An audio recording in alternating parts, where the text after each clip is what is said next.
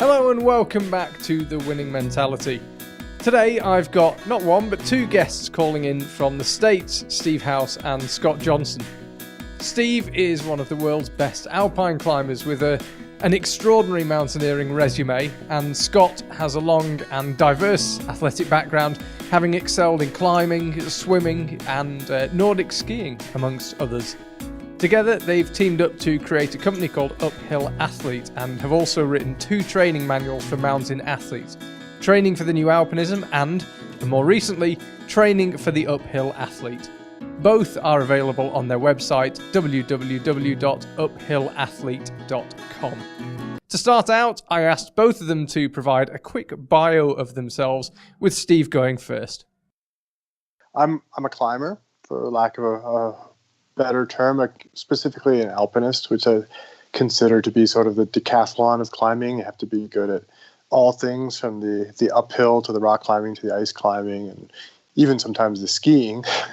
But that's really who I am in a lot of ways. And my journey with climbing started as a kid with my parents, rock climbing with my parents and learning to ski in the mountains in northeastern Oregon.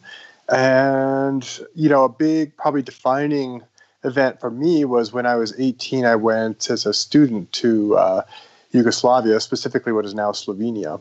And that is where I discovered what I would call real alpinism. I joined a climbing club, and I shortly thereafter stopped going to classes and climbed like 180 some days that year, probably at least half of which was up in the mountains.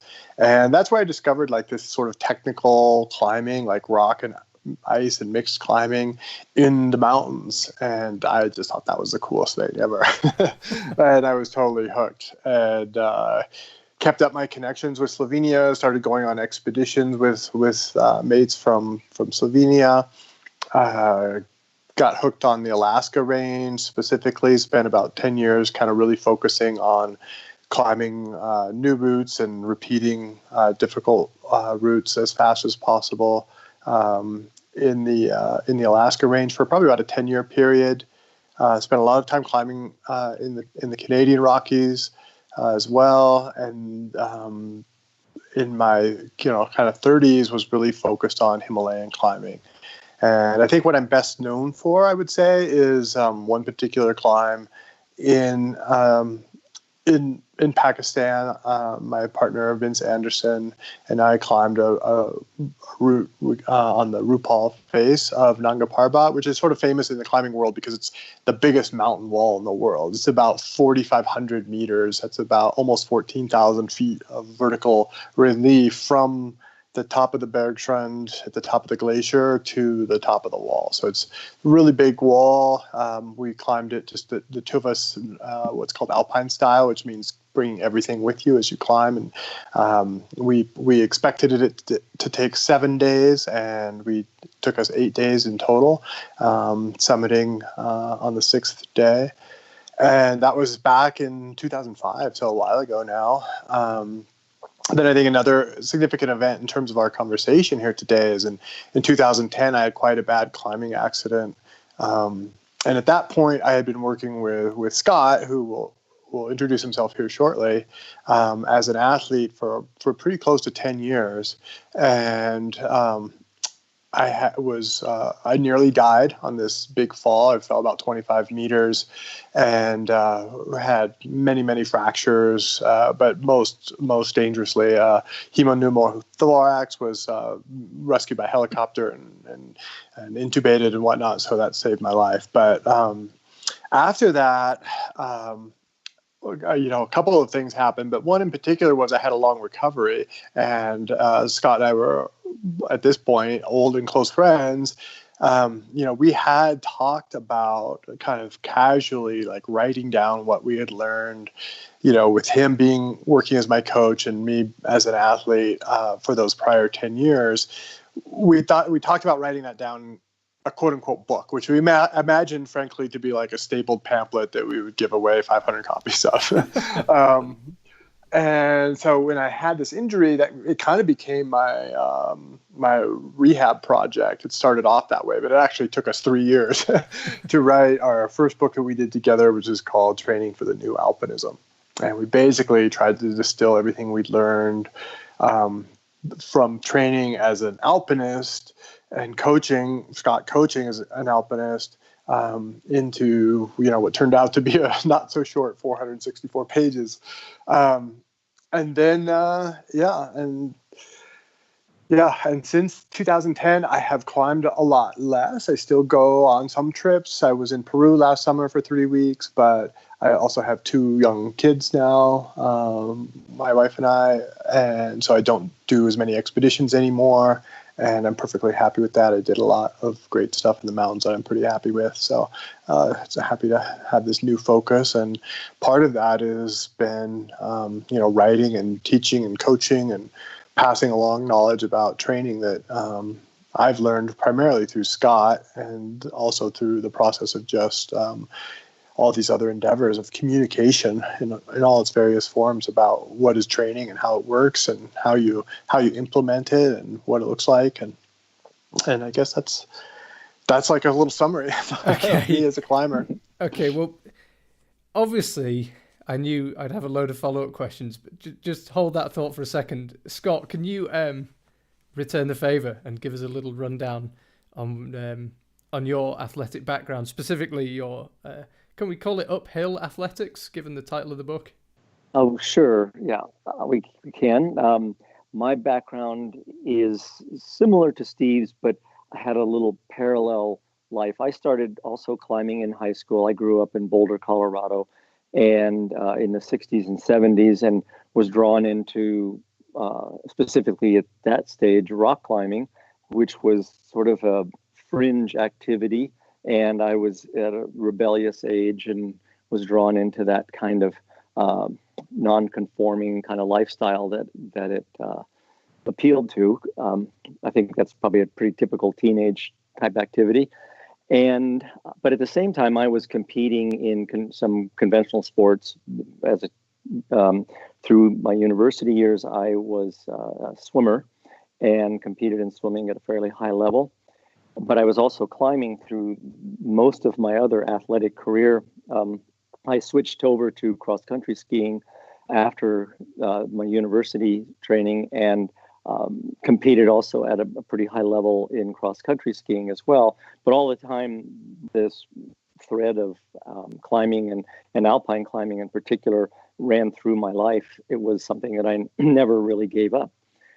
And Steve and I happened to, my career was never as illustrious as Steve's, of course, and I was second or third tier type of climber, but I did manage to rub shoulders with a lot of very high level climbers, and Steve happens to be the one that where the friendship really stuck.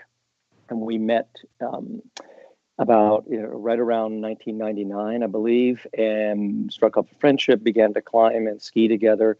When I moved to this small town where Steve was living, we just sort of accidentally bumped into one another, were introduced by a mutual friend.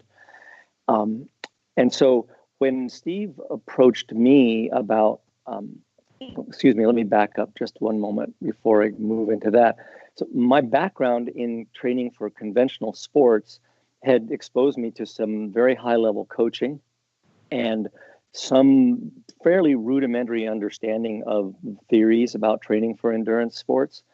And I began to apply some of those things to myself in my own climbing career, and in my own little attempts to get fitter and be faster in the mountains. And I saw pretty significant gains compared to my normal climbing partners. I began to really be able to outdistance them especially in that whole uphill thing you were just talking about. And it kind of dawned on me that there was this untapped area of knowledge that I don't think most climbers had any clue even existed, because most climbers, especially in my youth, were coming from this sort of rebellious area, and something as conventional and confining as routinized and structured training for a sport was kind of anathema to climbing, and no one would even consider that. But when Steve and I got acquainted, and he had told me that his goal was to be the best that he possibly could, and I watched with some dismay and amusement as he tried different things to get better. And I made a few comments from time to time saying, "Hey, I think you ought to try this," or "Why don't you do that?" or "I've done this and it worked really well for me." And eventually that morphed into sort of a coach-athlete relationship. And during this time, my starting around the turn of the century, I was also coaching cross-country skiers, and also at quite a high level at the Olympic and World Cup level. And by that time, my own knowledge and understanding of training had kind of solidified, and I'd begun to really understand how all these things that I'd been told to do by coaches when I was younger, how they worked and why we should be doing it this way and not that way. And so with my background as a climber and my background in conventional endurance sports, I began to talk to Steve about, hey, why don't we try to train you like you were, in some sense, a cross-country skier, or train you like an endurance athlete would train, knowing that the specifics of the event that he's training for are certainly very different from cross-country skiing or any other endurance sport, but they do, the training in some respects is very, very similar. And it's certainly similar from the theoretical standpoint of what you're trying to accomplish. And so all it needed at that point was for Steve and I to kind of put our heads together, think outside the box a little bit, and look at the demands of the events that he was training for, and then try to model those with the actual training and develop some structured plans. And it paid off quite well for him. And I'm sure he'll probably mention about that. Obviously, the pinnacle event was this climb on the Rupal face with Vince on Nanga Parbat in 2005. But there was a number of years leading into that where Steve was, essentially breaking the world record every time he went out the door, if there were such a thing.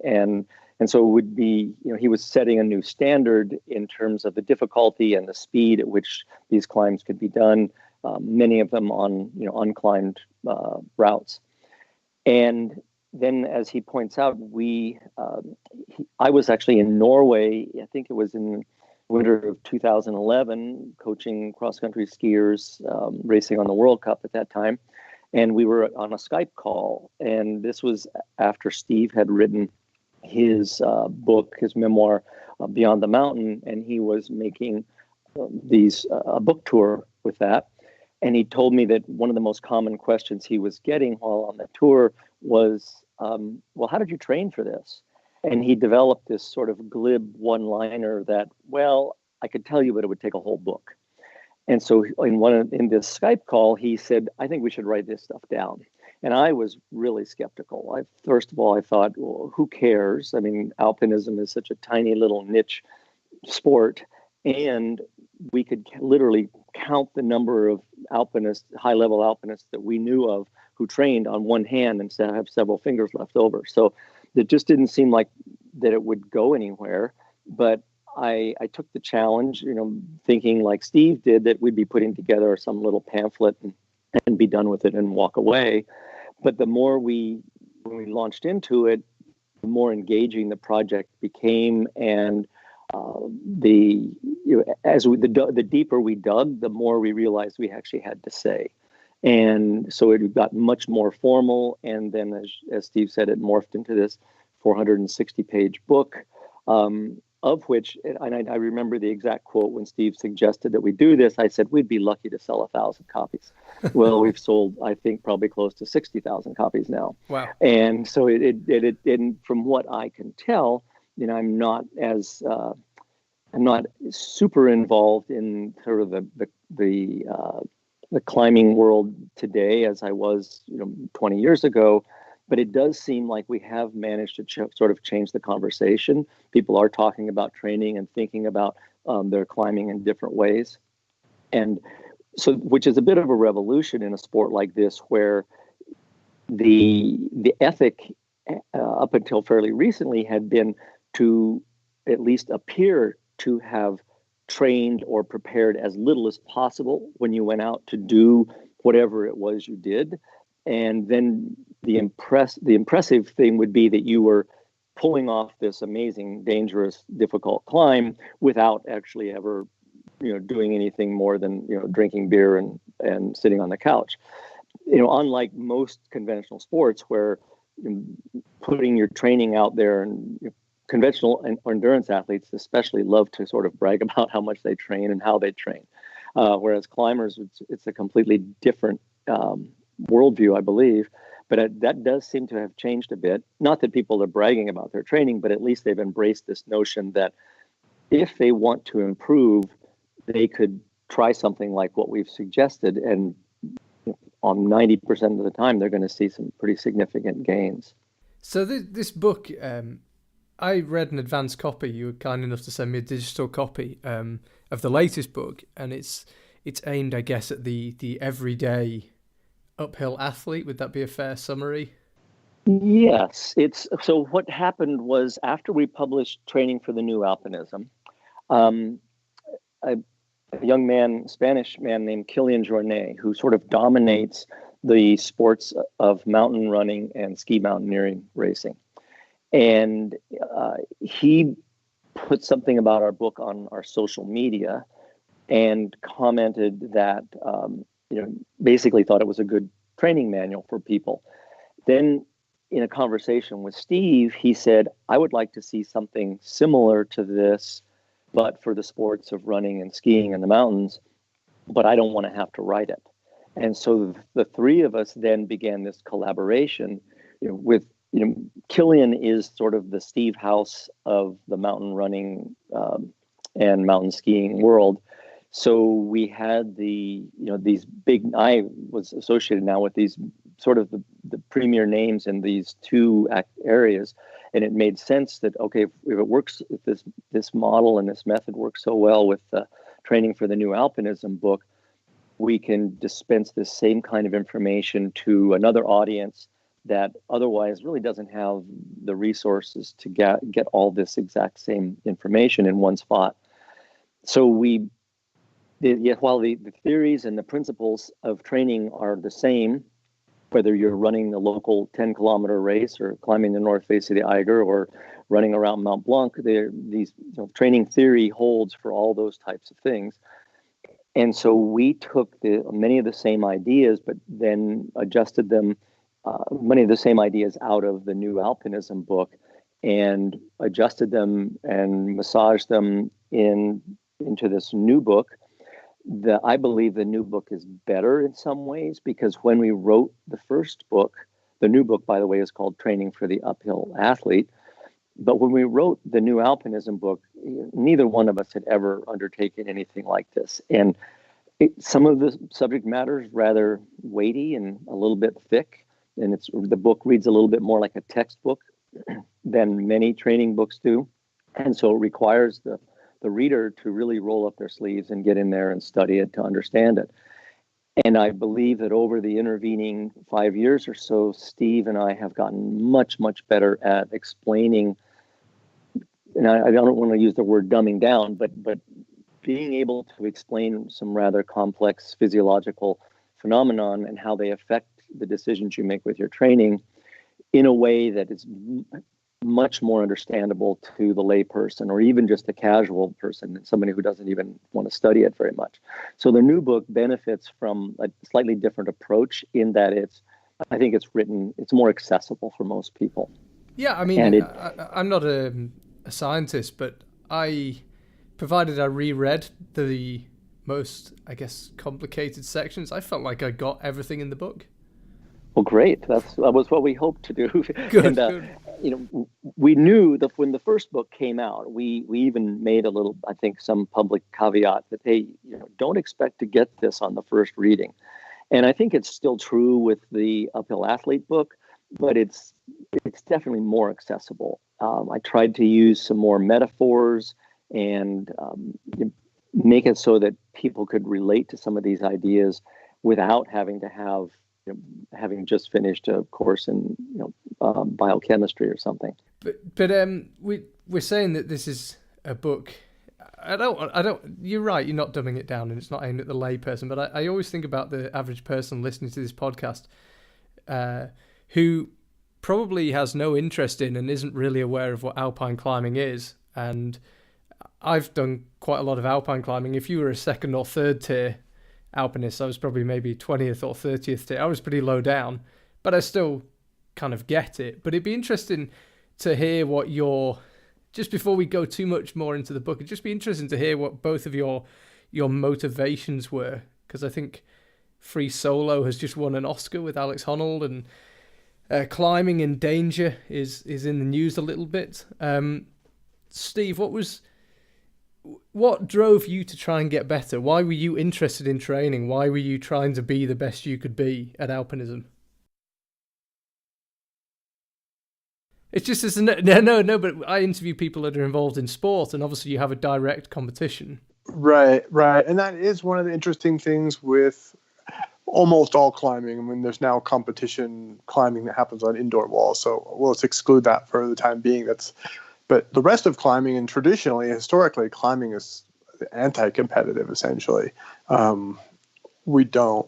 It's, as Scott alluded to, we come from the core of the climbing culture actually originates from a counterculture movement, and at least in North America, to a lesser extent in Europe.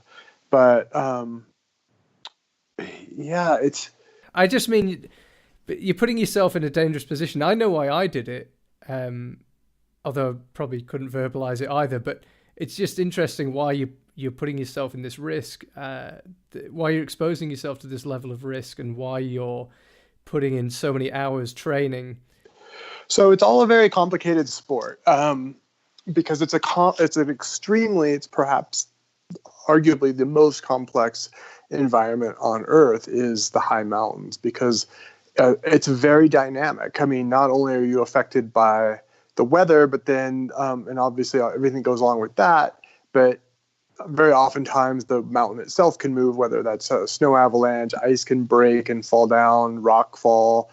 But yet all these things are also connected to just good old Newtonian physics. So, rocks don't always fall down a particular phase or a particular route. It depends on the condition. Was there water that then froze and it froze those loose rocks into place, or was there ice that then melted and then released those rocks down the face?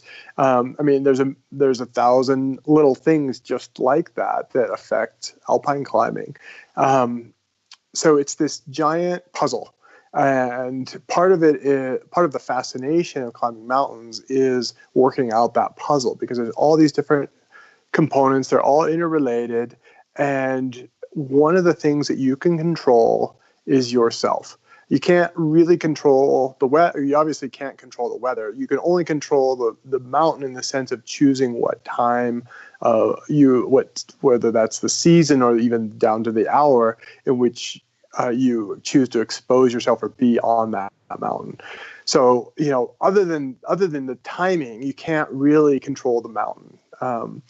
Although that is a hugely important consideration. The other thing that you can absolutely control is your fitness, and essentially that's tied. We have a saying, or we talk in climbing about objective hazards and subjective hazards, and the objective hazards are sort of the acts of God, if you will, the kind of quote unquote the unexpected storm, the unexpected rockfall, those kinds of things. The subjective hazards are the risks that result from errors. Classically, it's falling, and you fall off the mountain because you make a misstep, you make a misjudgment, and so you can go a long ways to minimizing your exposure to objective hazard by spending less time on the mountains. And I'll use a quick example. When in 2000, I did a route on Mount McKinley, which is the most difficult, or sometimes known as Denali, which is the most difficult route on the mountain. It's on the south face. It was first climbed by Slovak climbers in 1986. And they took 11 days. So during that 11 days, they were actually pinned down twice by storm and had to spend a couple of days at, on a little chopped ledge in a storm, dealing with, trying to keep themselves hydrated and not freezing to death, and some, fairly serious considerations like that. In 2000, my two partners and I climbed the same route in 2.5 days, but without stopping. Like, we just stopped to take short naps, and we'd run the stoves for a little bit and make water, fuel up, and then carry on. So we were very much safer, I would argue, than the Slovak climbers of 15 years earlier, because we weren't exposed to bad weather. We were not caught in a storm. We know that weather forecasts are generally, not always, but generally fairly reliable for 48 hours. So we were able to wait and get our good forecast, and then we squeezed our climb into that weather window. So, some may say, well, we did not have tents. We did not have sleeping bags. We did not even have a bivy sack or a tarp or any kind of protection. So some people said after that, oh, you guys were really hanging it out there. And I would argue, no, we weren't hanging it out there, because we were so quick that we weren't really exposed to the objective hazards for very long, especially compared to someone who was there for 11 days and we were there for 2.5. It's, it's 4 or 5 times the exposure, right? And that was possible because of fitness. So, it all kind of rolls together now, right? Like, if I can climb nonstop for 60 hours, which is what we did, then I can do this huge route, the most difficult route arguably in the whole continent of North America. And I can do that in 2.5 days, like, and fit it into a weather window. Like, that's pretty cool. And that's the way we think of alpinism as progressing, essentially. The Slovaks climb this beautiful route, and that's the coolest thing in alpinism, is to do a new route, to find a new way up the mountain. And the more sort of aesthetically beautiful it is in terms of, connecting features that we climb, such as crack systems and like runnels and daggers of ice that form on the mountain and those types of things. That's great. We love aesthetics. And then the other part of it is difficulty. We love to climb as close to our limit, physical limit, as we can. And so when you put all those things together, the physical component becomes very real, very big, very quickly. The fitter you are, the faster not only can you climb, but also this, in a very real sense, the safer you are. So there's multiple reasons to kind of engage in training, because it's making ourselves better at doing this sport, and that's the way we can approach it. One way we can approach it, something that we can control, which is ourselves. And Scott, I guess you have perhaps you might tell me differently. You might have a slightly different motivation. I guess if you didn't consider yourself to be in that elite alpine category where you're contemplating 60-hour ascents or new routes in the Himalayas. No, I didn't have the vision, I suppose, to do that, and I'm not sure I had the mentality to do that. But I was also engaged in, at that time, a lot of my career was also climbing career was also paralleled with these activities in conventional sports as well. So I was never nearly as committed as someone like Steve, for whom that was everything he did in his life. I also had a professional career during that part of my climbing career after I was done with my ski racing as an engineer, which I had trained for at the university. So yeah, I would say I dabbled more at alpinism and climbing than Steve, for sure. I mean, I did manage to get up a few things and travel around different parts of the world and do some, what for me were very hard climbs. But my level of commitment was never what Steve's was, which was one of the things that drew me to him when I saw this spark. It was the same thing I had seen in a few of the skiers or swimmers that I knew who had gone on to achieve true greatness in their sport. And I realized, oh, this guy's got that same fire burning inside of him. And I think it is hard to express what drives a person like that. I honestly don't have it. I admire it when I see it, and because I have seen it a few times in a few people. It's a remarkable trait for a human, I think. It's also requires a lot of sacrifice, not only on their part, but on other people's part to support them. But it is a somewhat unique characteristic that I think many people think they're committed to their sport or their activity or their career or their art or whatever it is. But I think most of them are probably more like me, where yes, I was committed, but I sort of, I wasn't committed like Steve is committed. I once coached a young woman who was trying to make the Olympic team in cross country skiing in 2010.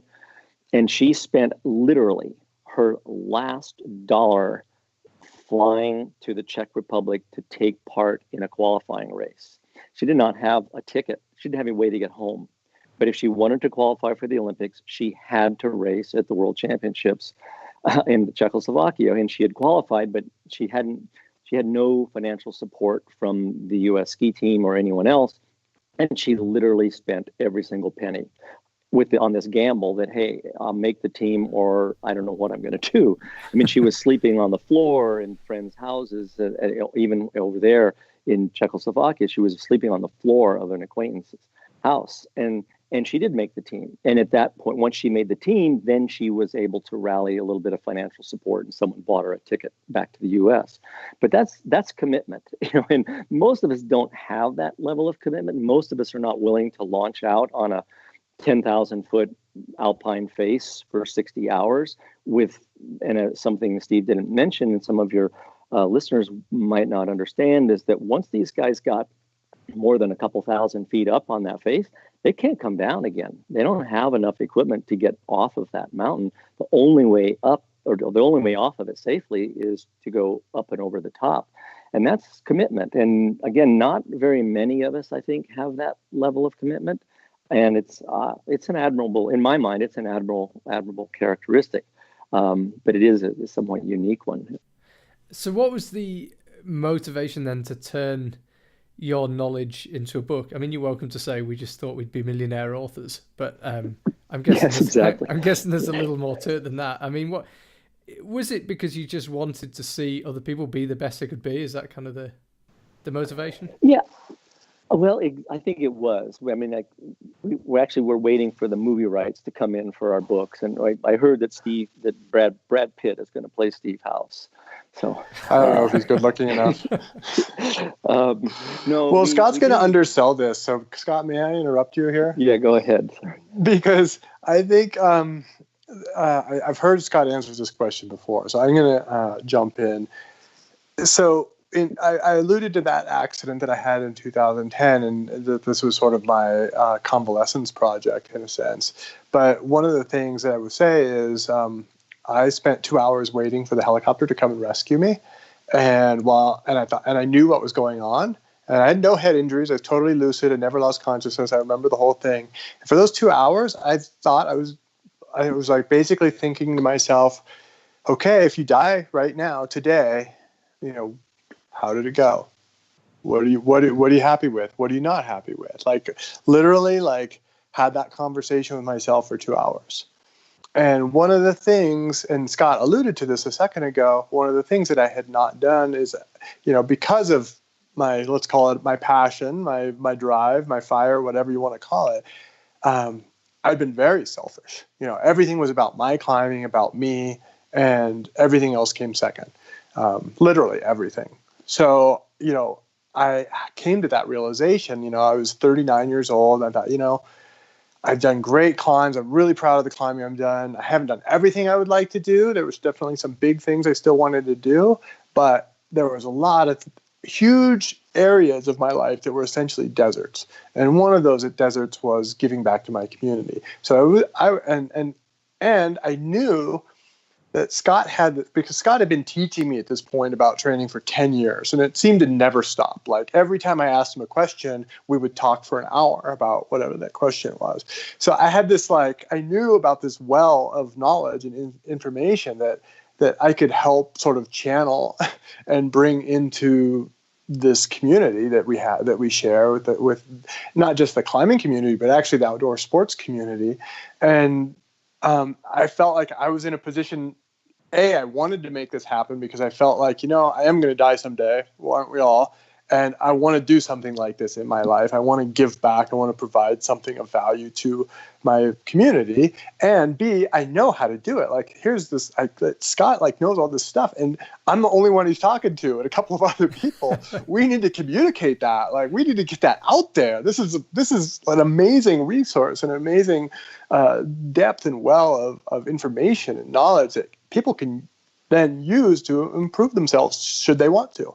And so for me, the motivation, that was the motivation for training for the new alpinism. Is there a slight frustration for you that you are one of the, I don't know, you might know better, I would guess less than 10 people in the world who have the skill, experience, fitness, mindset to do big new routes on 8,000 meter peaks? Is a frustration that you are one of those people and almost you don't want to do it anymore, having got to that stage? Oh, it's not that I don't want to do it anymore. Oh, really? Okay. Yeah. I would love to do that. Absolutely. Like, I have, Oh, you haven't lost the desire to go and do new routes on K2 I would love to do that. I absolutely love to do that stuff. But then I'm back in the position where I'm leaving these. I know what that takes. It takes everything. It takes the commitment that Scott described with his ski racer that he coached. And, I'm capable of that. I know that. I've shown that to myself before. And, and it's even more frustrating because now at this stage in my career, I can make a living as a professional climber should I want to do just that. Like, I could just do nothing else but eat, sleep, train, climb, if that's what I wanted to do. But you know what? That would be all. Then my legacy would be just, quote unquote, legacy. My life would be just a series of climbs. And when you get down to it and really think about it, climbing doesn't change the world. Climbing doesn't really help other people even. It may help them in terms of some inspiration, but frankly, putting in a new route on an 8,000 meter peak is about as relatable as free soloing El Cap. Like, people just don't get it. Like, people get climbing Everest, right? Like, that was the most common question I got. When are you going to go climb Mount Everest? Like, I have absolutely no interest in climbing Mount Everest because it's been done since it was done in the ages ago. Like, it's not a landmark accomplishment anymore. It's like far, far from it. It's like running the New York City Marathon or the Boston Marathon. It's kind of cool, but it's not like anything super special. So from the climber perspective, I'm talking about. And so I've decided consciously and put myself on this path to do these other things. It's also why I started a family. Try writing a book and, promoting a book and going on a book tour, which we're about to do, and having a 7-week-old baby, which we do right now. You laugh because you know what it's like. It's not that easy, and I certainly don't have time to train and climb full time like I used to. So I've just made that conscious decision, and yes, it's sometimes wrenching and difficult for me to because I would love to still do that stuff, but this other stuff is just, if not more important. And it's been actually really this. What we haven't mentioned is this: from training for the new alpinism, we started to get a lot of emails and from people, and that would be either questions about training or flat out asking us for a training plan or a coach or whatever. Because our whole goal with training for the new alpinism was to teach people how to self-coach. But that's actually not that easy to do. Like Scott alluded to, you have to read that book 3 or 4 times probably to really get it and go through it and do it yourself.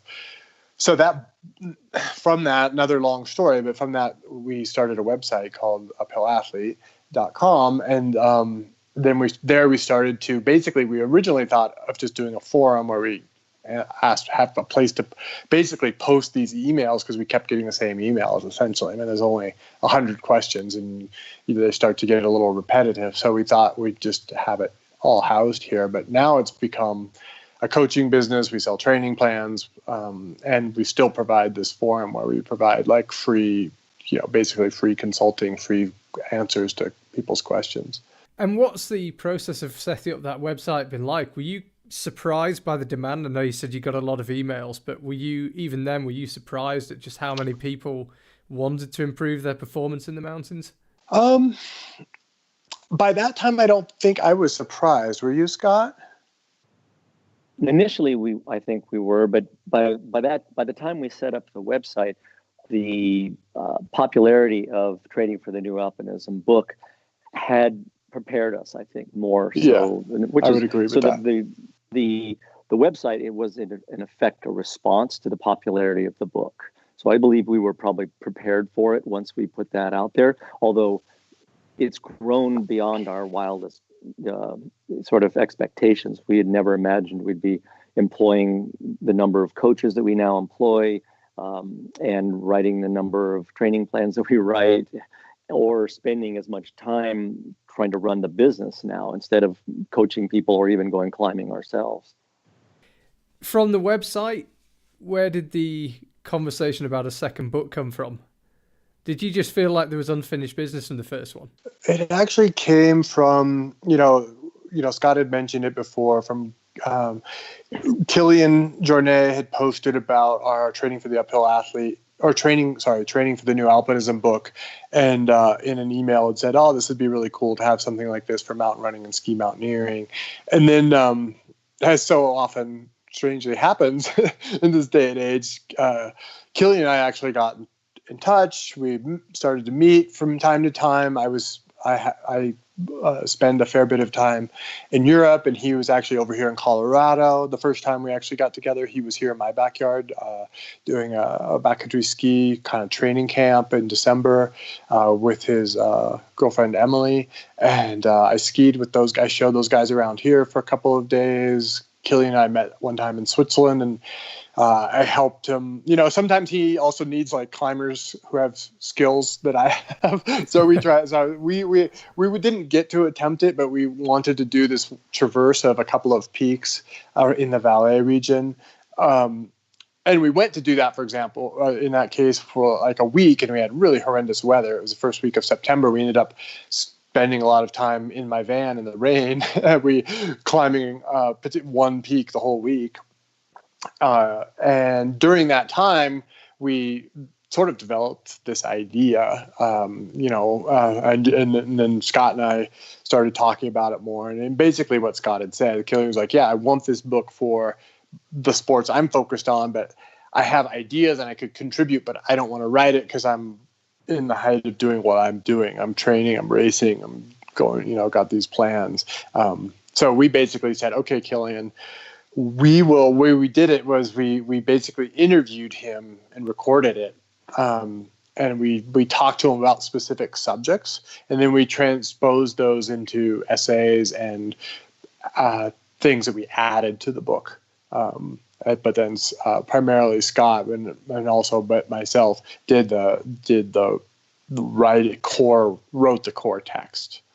Scott, I'd be interested in your thoughts on what the popularity of this book says about the modern fitness world. I mean, I interviewed Dan John on here, who I'm sure you're aware of, and he was not convinced that the fitness industry or the training industry is becoming more functional or informed. Do you agree with that, or do you think that a book like this would not have been possible 10 years ago?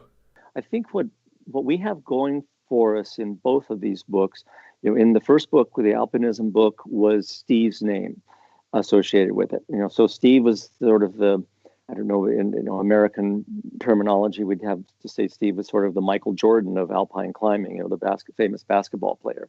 And we have the same thing going with Killian's name recognition in terms of these other mountain sports, running and skiing.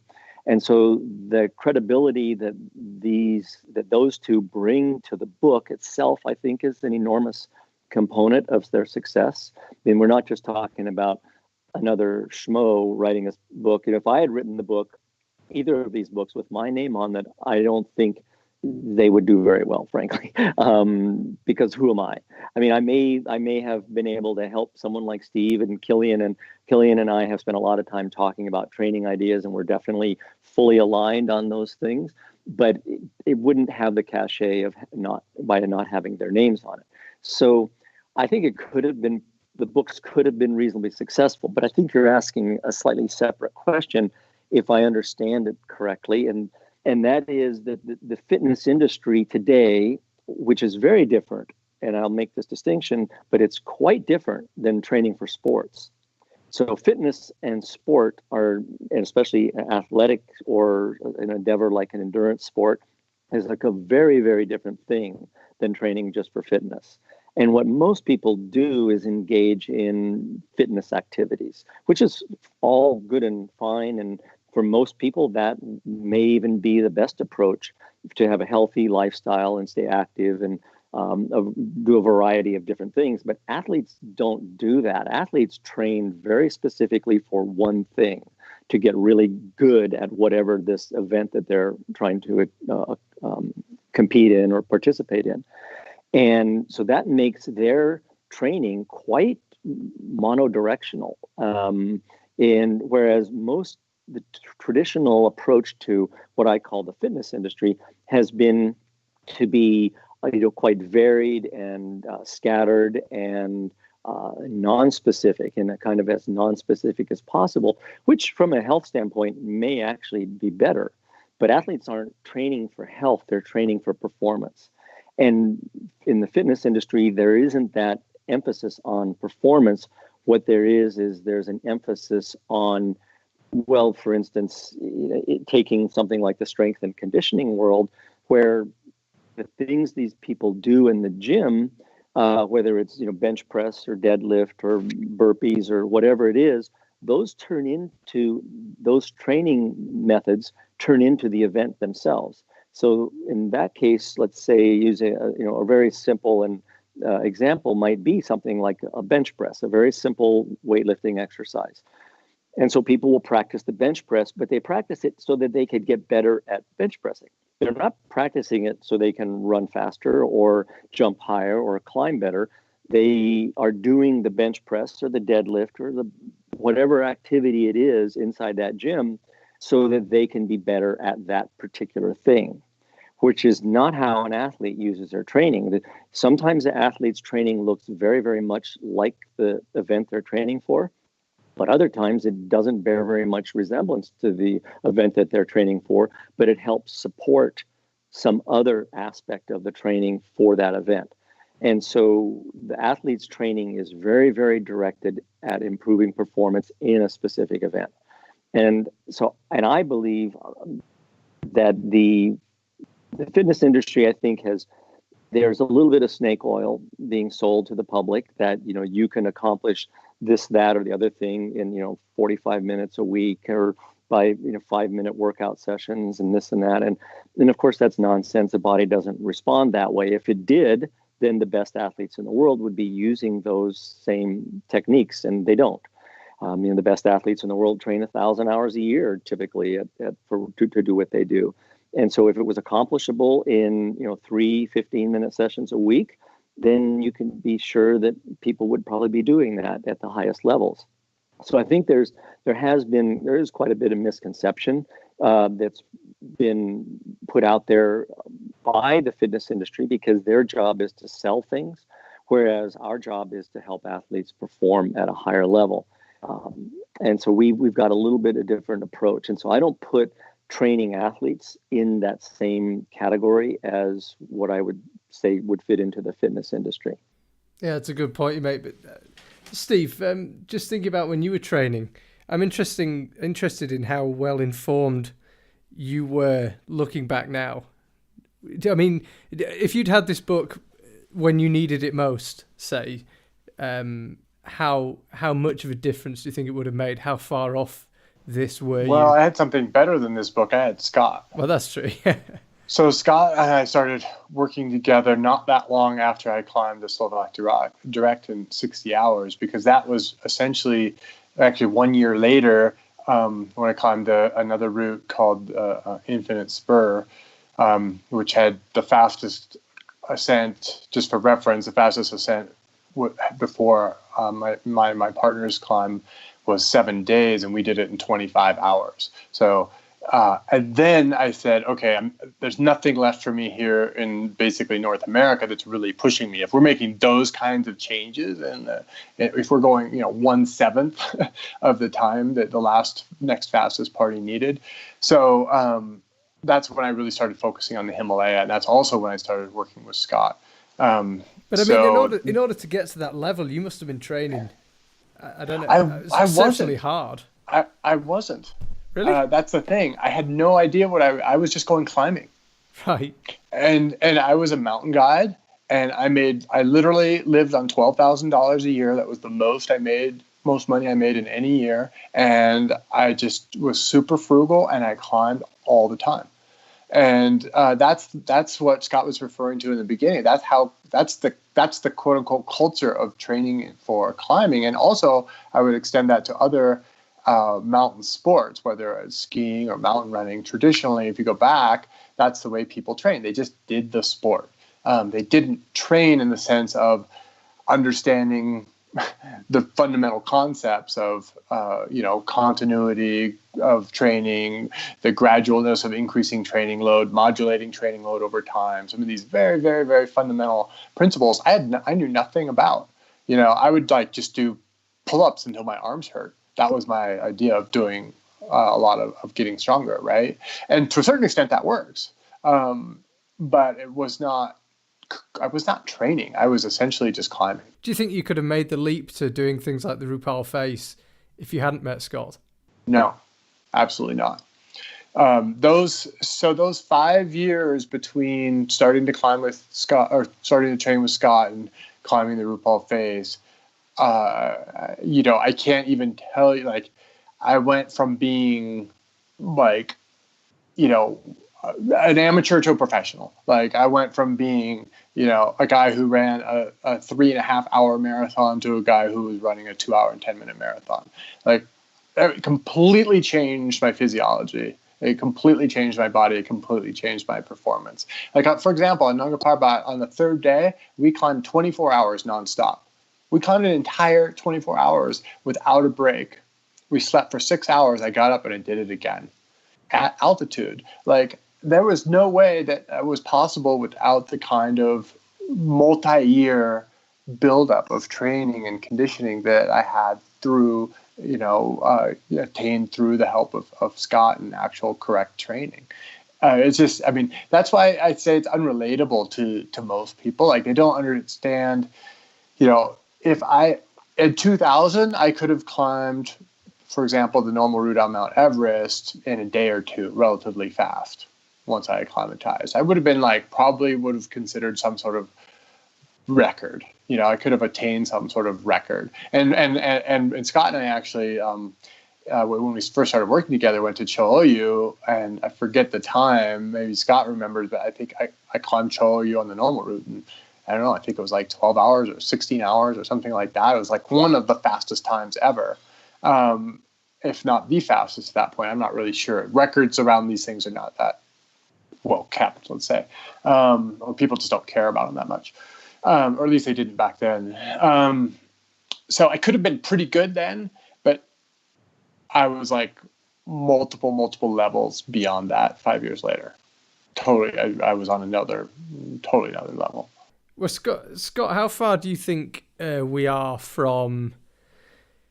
I don't know if this is a stupid question, but hey, how far do you think we are off the limits of human physiology as far as mountain performance goes? How far is Kilian, the late great Uli Steck, Steve? How far are these people from what can be done physically?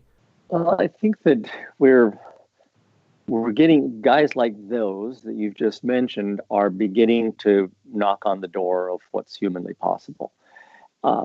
But they're the first ones, and so they're kind of the pioneers. Although I think that Kilian's performance on Everest last year was so remarkable. Was it last year, Steve, or 2 years ago? So last year, I guess, when he set the record on Everest.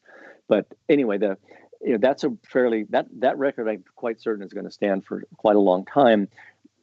Mostly because Kilian is one of the very few who has trained like a conventional athlete since he was 5 or 6 years old, and now he's 30 or early 30s. So he has a tremendous background. Now, what Steve and even Uli didn't have was that they didn't take up training specifically for their sport until rather late in their career, their lifetime in their career. And that may not be a bad thing in the sport of alpinism, because an alpinist, as Steve mentioned early on, it is sort of like the decathlon of the climbing world. And the alpinist needs to be very well versed in a huge array of different types of skills, and everything from reading mountain weather to the more nuanced technical skills of climbing. But it takes quite a long time to acquire that level of skill that allows you to climb on very difficult and dangerous routes safely. So and those, it may not be.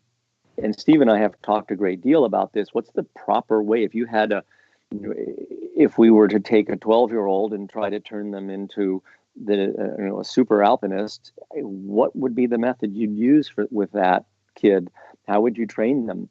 Because there is certainly the fitness component, which is what we particularly focus on in both of our books. But there's the skill component that is every bit as important in this. In that sport or that activity, without which you can't climb very well, and in fact you may die. So it's a really critical component that and it can only be developed. I mean, some of the things we do can be trained, in very mundane, non-alpine settings. You can go out for a run on a nice trail, or you can even go to a gym and do a workout. But these skills that we're talking about can only really be acquired in the setting itself, in mountains, in the alpine terrain, on similar conditions to what you're going to be encountering in the event that you're training for. So, and that's not easy to do. You have to have ready access to that kind of stuff. It takes a lot of time and energy to get yourself into a position, physically to be on the mountain. So it's not something you can't just put on your running shoes and run out the door and do a nice 2-hour run and get fitter.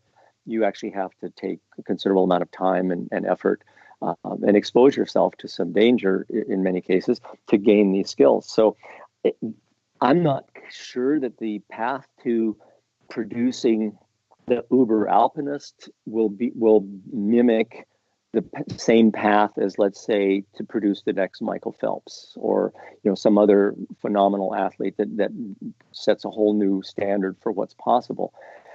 Just because of these two rather diverse areas that have to be trained. One is the physical fitness part, and then the other are these skills. And I honestly don't know what it will take, but I suspect that we will start seeing some alpinists, coming up, kids that are in their teens now, perhaps that in 10 years will be really knocking our socks off of what they're doing. Charlie, can I jump in on that real quick? I do think that we're pretty far from the kind of quote unquote end of human potential in terms of alpine climbing or climbing in general. And one of the things I would say, and one of the things I'm really proud of that we've kind of brought to life here with these various projects, is I think it's related very much to the size of the base. So the greater the base of people not only participating in the sports, but also taking them seriously, those bases always produce a peak. They always produce a few people who are, for whatever reason, through a combination of dedication, genetics, timing, life, whatever, all the things that go into creating success, which are myriad, there are a few that are going to be good. And you look at, Scott says he was second or third tier, but what he doesn't, as a mountaineer, but what he doesn't say was that he was like Charlie Fowler's climbing partner for years. And Charlie Fowler was considered one of the best in the world. He was like free soloing routes in Yosemite back whenever, back in the day, like in the 70s, right? So I think the base continues to get bigger and the pinnacle will continue to get higher. And that's part of what I'm really proud of with what we're accomplishing with all these things. Okay, that's kind of answered my next question. That's a really interesting point. But as someone who really gets top end alpinism, and as I mentioned earlier, there's probably only, I don't want to put a number on it, but there's a handful, two handfuls of people that really get what top end alpinism really looks like. What do you think the future progression looks like? Because the mountains can't get any higher. Is it more technical faces on higher peaks? Is it more linking up peaks? What do you think will be the achievements in the future of alpinism that just blow us away? Well, I think the future, will look a lot like the past in the sense it's an evolution. And, as an alpinist, and when I was completely committed to that, I looked at what people had done before and then tried to imagine the next thing. And I think people don't understand, especially those dozen or a couple dozen people that you mentioned, they do understand this. But the thing that's really hard to understand about alpinism is the degree of creativity that goes into it. It's a very intensely creative to come up with these ideas. And this is why I think Scott's right in saying that it doesn't, the path to being the next best alpinist in the world 10 or 15 or 20 years from now is not the same as the path to being the next great cross-country ski racer, because it's not an A to B stopwatch sport. It's something completely different, and that's the beauty of it. And so I think that repeating the routes that have been done before, I've used these examples of my quote unquote speed records, a term I don't particularly like when applied to climbing, but of these other routes like the Infinite Spur or the Slovak Direct. Vince and I took 6 days to climb the Rupal Face. I wouldn't be surprised. Somebody could go climb it in 2 days. The right person, the right training, the right background. Yeah, seeing that, will I see that in my lifetime? I doubt it, mostly because there's so many other things to do and there's so few practitioners. For me, the 3 big things were the Rupal Face, the west face of K2, and the northwest face of Makalu, up the middle, like the Russians climbed a route that kind of is on the west face has been climbed, but on the edges, on the margin, so to speak. But the actual main business of the west face of Makalu is still, in my mind, unclimbed. So those are the 3 big problems in alpinism to me, in Himalayan alpinism. I don't particularly put. It's interesting to watch, but I don't particularly put a lot of interest in things like winter ascents of normal routes on Himalayan peaks like they're doing on K2 right now. There's nothing wrong with that. I'm not against it by any means, and I admire their tenacity and what they're doing. But to me, that's not not the next thing in alpinism. It's the old thing that was something that used to be done, and it's just sort of unfinished business.